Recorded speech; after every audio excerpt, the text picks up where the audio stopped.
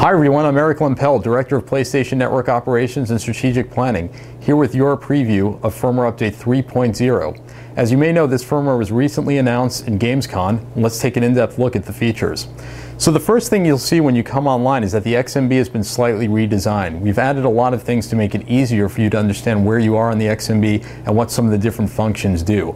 And we've actually replaced the info board with something completely new called What's New. So let's go over there and take a look. So I'm going to go over to the PlayStation Network icon on the cross media bar, and this is where this will be located. And this will actually come up as the first thing when you start up your PS3. And we're going to populate this with new information on a regular basis.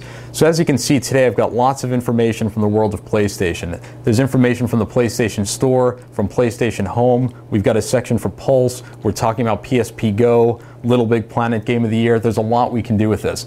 So for example, with Little Big Planet, if I click on this, we're going to go over to the official game site on the web browser for this game.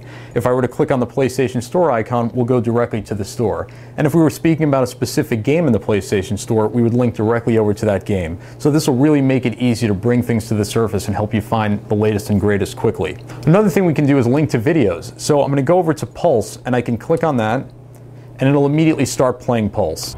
On this edition of Pulse, another great feature of the What's New section is to easily navigate to the last games you were playing. So once you start playing games on disc or games you've purchased through PlayStation Network, they'll be on the What's New section, and you can click over to them and immediately launch into those games. So it's really easy if you were playing a game last night and came back the next day, those games will be right here so you can jump right back into the action.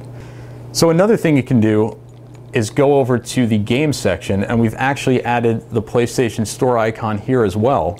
So this will take you directly to the game store and the latest and greatest there. So as you can see here, we've got a bunch of different items highlighting what's new in the PlayStation Store and just other games in general. And if you click on any of these games, you'll link directly to their official game sites or their section in the PlayStation Store.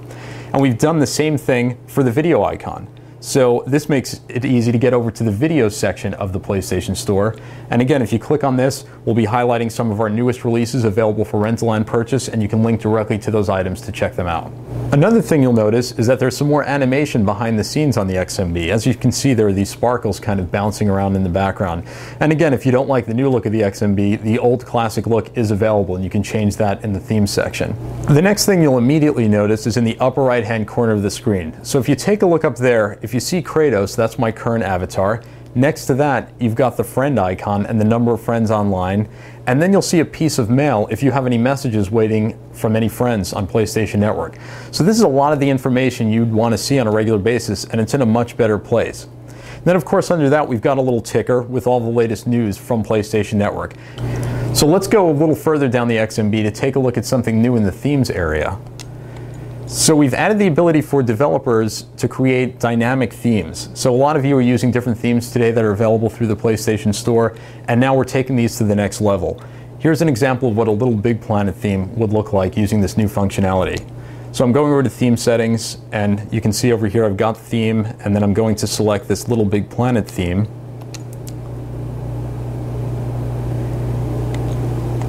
And this is what this would look like. So as you can see, it's completely dynamic. Everything's moving. It's going to change with the time of day or other different things going on, so there's a lot of flexibility here. You're going to see a lot of these coming out in the next few months, and they'll be available on the PlayStation Store. Now, of course, all the themes you have today from the past will work as well, and these are just new options available to you.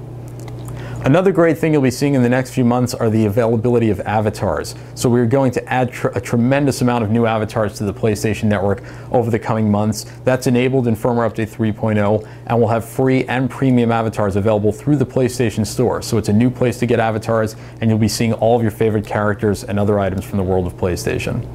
So we hope you enjoy this early look at Firmware Update 3.0. We'll be rolling this out soon, and as always, we look forward to your feedback.